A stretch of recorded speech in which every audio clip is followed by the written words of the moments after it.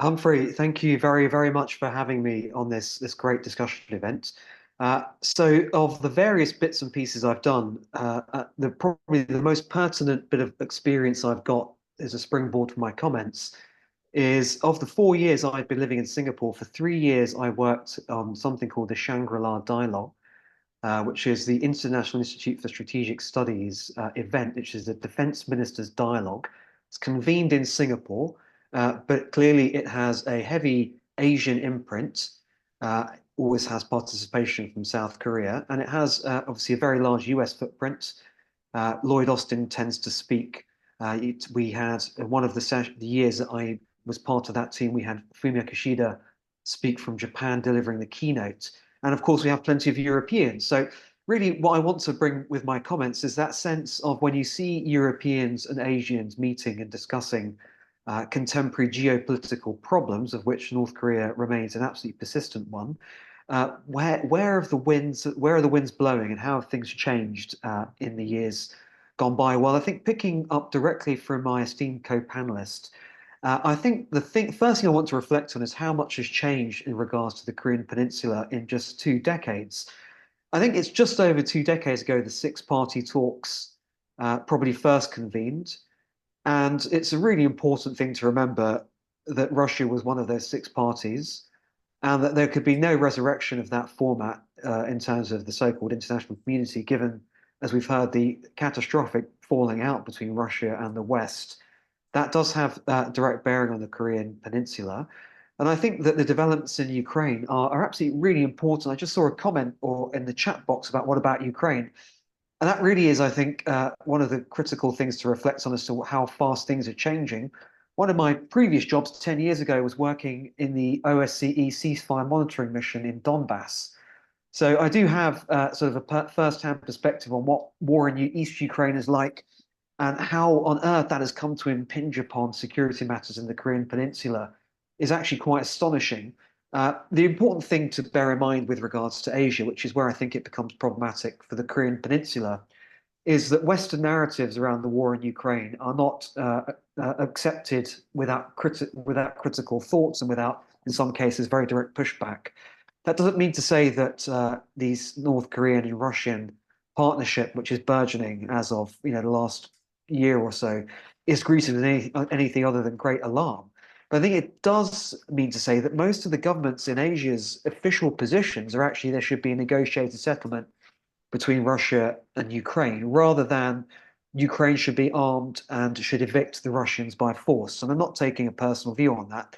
But I think when you think about countries like Indonesia, India, and elsewhere, major countries, increasingly important countries, there is that sense that dialogue is a critical way in which the problem in Europe should be resolved.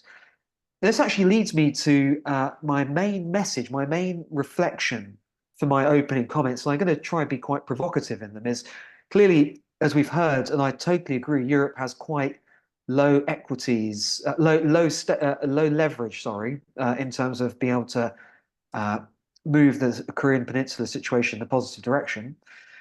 But rather than the Korean Peninsula learning lessons from Europe, I actually think the Europeans are inadvertently going to be learning some lessons from the Korean Peninsula. And I wrote a short article on this topic for a journal called East Asia Policy, which comes out of the National University of Singapore about a year ago. And the reason I made this comment is that East Asian security is defined by unresolved geopolitical tensions that originate in wars gone by. Obviously, the Korean War was in the 1950s. Everyone knows the Chinese Civil War ended in 1949, which is why the arrangements around Taiwan and the Republic of China versus the PRC have remained as they are. And somehow East Asian security has managed to navigate a path for the last 70 to 80 years around unresolved and arguably unresolvable disputes, where a lot of the conflict management apparatus has actually been used to manage those conflicts from becoming hot conflicts rather than resolving them. And having that aspiration to actually resolve fully, and I mean, not since the 90s, the early 2000s, has there been really any major optimism around North Korea. And I think one of the sad things that is happening now with regards to the Korean Peninsula and Europe is not only are there North Korean weapons clearly being purchased or exchanged in whatever arrangement by Russia and being brought to bear on the eastern and southern Ukrainian battlefields, as we all know, there's also the very possibility that living with that armistice situation in the Korean Peninsula uh, is a likely indicator of the sort of thing Europe is going to be dealing with around Ukraine and Russia. I'm not saying that that's something I think is a good idea, but I think reality is starting to dawn in Europe that the total defeat of Russia isn't really possible. So what does that mean for the Korean Peninsula? Well, I think what that means is, and I think my co-panelist was very accurate on this, which is there's no way that you can suddenly describe a North Korean, Russian, Chinese axis of military partnership that is all of a sudden even half of what NATO is. But where I think the trend lines are headed, which is where our Japanese friends and South Koreans are principally alarmed, is that security in the Sea of Japan and in East Asia is going to be dramatically affected by the increasing cooperation of Russia, China, and North Korea. What does that cooperation actually look like it's going to become? Well, I suppose one could argue, purely from a Russia-China perspective, the development of Russia's Pacific coast and its cities using Chinese investment is already a big feature. North Korea might fit into this in very particular ways. If, for example, it's ever included in things like air or naval patrols, that's now not impossible, I think, given that North Korea is China's only treaty ally and this increasingly close partner of Russia. There's a possibility that the triangle can actually have a lot of tension, given that China is likely to perceive Russia's moves into developing relations in Pyongyang with some suspicion. It doesn't want North Korea prized away from its particular grasp, and for North Korea to be able to run China and Russia competitively against each other.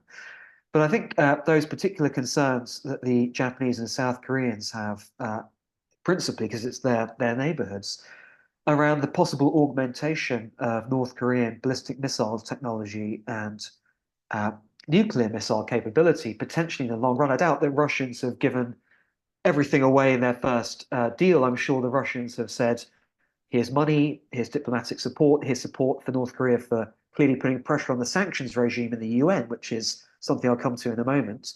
But there's clearly for North Korea the promise of incredible assistance on things that matter dearly to its conception of strategic security and stability. So that is a very worrying portent, I think, to come.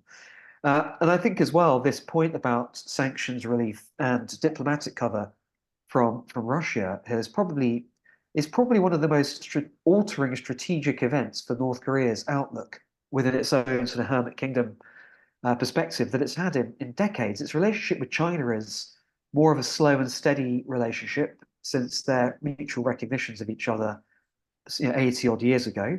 But the relationship with Russia, I think, actually has a lot of promise to move things quite quickly for North Korea in interesting angles. Another observation on this is what Russia thinks about South Korea.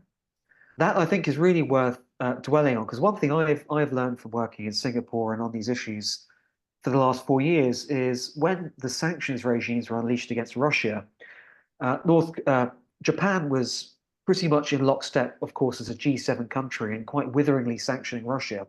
South Korea did join the sanctions, but did not as witheringly join the sanctions. It did not sanction Russia to the hilt.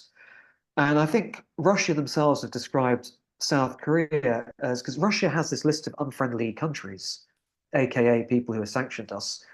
And I think a Russian official quite recently described South Korea as the least unfriendly of the unfriendly countries, and potentially one that Russia would not look uh, too hard to maybe welcome back into the fold at some point in the future. So I do think there is a careful balancing act for the Russians in moving with North Korea, which is not to excessively alienate the South Koreans, which could then disappoint Kim Jong-un in terms of how that relationship develops sort of into the future. But I'll wrap up my comments, Humphrey, because I'm sure you've got plenty of reactions. I'll just wrap them up with that key, frankly, quite depressing message, which is that Europe, aside from the Cyprus dispute, which I worked on in my second role when I was in the UK FCO, the Cyprus peace process has been rattling on since the 70s, and we sort of forget about it, that there's a divided city, Nicosia in Europe, and there's stabilization and negotiation and UN verification in there. But Europe doesn't have the muscle memory of dealing with an unresolvable grievance that just moves into the background as you deal with the division in the land. And actually, I think it's the Europeans that are probably going to be looking to examples like how North Korea stabilized that front lines in how many years after the guns fell silent in the 1950s, how much diplomatic effort was actually required to make sure that there wasn't a resumption of hostilities, and how on earth do you go about establishing the kind of border observation and peacekeeping activities that would be palatable in the situation of Ukraine. And actually, North Korea has got lots of lessons. I don't think the reverse is going to be too true. I don't think the Korean Peninsula is going to learn a huge amount from Europeans. And the very, very last comment, Humphrey, is that I'm aware that the sanctions around North Korea, to the extent that they have been policed by a maritime force, have had quite an interesting collection of countries involved in the maritime patrolling of the Korean Peninsula, including Canada and others. But I think that really is, I think, where I should be drawn around, what European contributions could be. Is actually if the action in the UN Security Council looks anything like Russia protecting North Korea in the way that Russia protected Syria in the Syrian civil war, then I think that's a very, very worrying portent, because only Russia has got the diplomatic clout and the membership cards to actually save North Korea in that regard. But we have to wait and see if Russia actually wants to help North Korea to that incredible extent, or whether they're just trying to dangle something in front of their Kim Jong-un's eyes just to get those artillery shells and ballistic missiles to Ukraine and the war there. So Humphrey, I'll stop there. Thank you. Samir, that's fascinating, including your punchy, controversial point that I'd like you to go a little. I mean, that East Asian security is around managing conflicts rather than resolving them. And it struck me that, of course, Japan and Russia are still technically at war, aren't they? They only have a ceasefire. And I think China has got claims to Vladivostok and vast territories up there from unequal treaties from the 19th century. Can you just explain what you mean by that? Give us an examples of how we resolve our conflicts in Europe and how they manage them in Asia? A little bit more. Yeah, thanks, Humphrey. Great point about Japan and Russia, by the way, because honestly, until living in this region, I had a fantastic at the ISS, a Japanese-speaking Singaporean intern, who helped me write a background paper on the Kuril Island disputes, which honestly I had no knowledge about. But having written that paper and working with him, we went through all the Japanese governmental declarations on the Kuril Islands over the last few years. And Shinzo Abe actually did meet with Putin quite a lot, actually, in a different time, 10 years ago, to try to talk about what could be done. But as soon as Japan sanctioned Russia to the hilt after 2022, any dispute, any negotiation around the Kuril Islands are obviously gone. And Japan's very worried because Russia has actually remilitarized or militarized one of the larger of the Kuril Islands. So there's this open source since World War II, as you say, and the way the forces aligned at the end of 1945. But I do think one has to be careful when one generalizes. But I would say, for example, when you might remember a couple of years ago, there was a lot of active talk about NATO opening an office in Japan. Yeah. Mm-hmm. And then I, just as an observer, I was very interested to see the Asian voices and writers in the region coming out saying we don't want NATO here because NATO, says it's a defensive alliance, but it is a bit trigger happy because of its record in Afghanistan and elsewhere. And one could be somewhat overly, I think, stereotypical in saying, well, is this what some sort of, turn the other cheek, live with your neighbors? No, actually, I think it's pragmatism in Asia. I think when you understand, as many of us do, the absolute depth of disputes over the Korean War that has been unresolved, the way it embroiled the US and China and had their troops killing each other face to face, the sheer number of casualties in the UK, the last sort of national service generation sort of conflict, it's a huge deal. And there's no, I think, superficiality in thinking you can paper over the cracks, especially knowing how idiosyncratically odd the regime in Pyongyang is. Ditto Taiwan and the PRC. Everyone is again talking about this, but the legacy of that conflict is so deep and so historical that I think, the idea that you could have a mediation, you could have any kind of resolution, you could have some kind of conference that would divide it all up.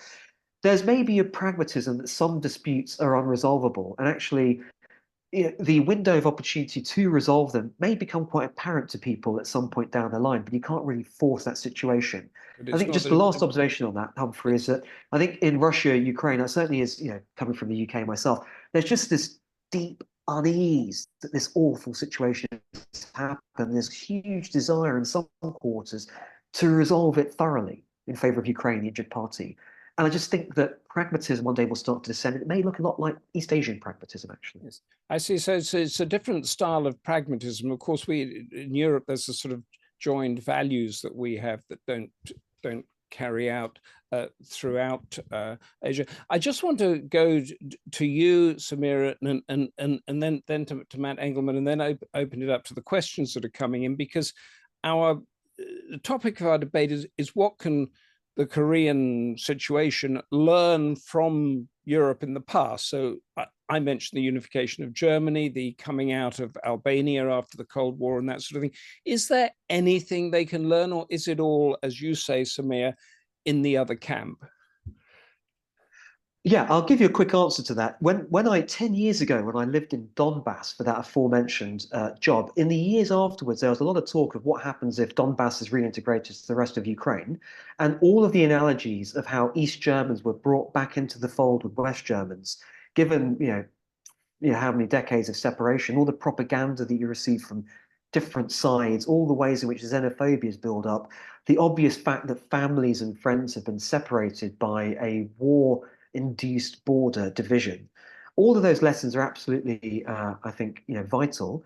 But clearly, with regards to the Korean Peninsula, the sheer amount of time that has elapsed since division has occurred, and the extraordinarily contrasting propagandistic and public communication styles of the two sides would mean that I really struggle to see how any lesson from any reintegration process could actually work. And I'm not an expert in Korean society and sociology, more on the geopolitics of the region. But just one last thing I'd say is I would assume, even if it's a fantastical future where the Korean Peninsula was reunited in some auspices, there would have to be a degree of continuing separation as you reaccustomed people over years to actually intermingling. But the very last thing, Humphrey, that I'd say is that for the Europeans, they have good stories of moving away from the World War II era. The worry I have for the next generation, when actually direct memories of this from the 50s actually start to become less prevalent in society, is whether, because of this open sore of the war in Ukraine, whether audiences in other parts of the world will take European authority for granted on these sorts of stories. Because there is just one refrain, last sentence, is that I sometimes hear in Asia, which I don't necessarily agree with, but it says that Europeans have really messed up their own security with this war. And that there isn't just the singularity of blame against Russia. It's a sentiment I sometimes hear, and I wonder what that does for our stock in Europe as mediators and providers of advice. Of course, that's fair. And we had the in the excerpts we had the dismantling of the nuclear program issue, and of course Ukraine did that, and look what happened to them. So, so that's an example. Thank you, Samir. There, stay with us. We're opening up now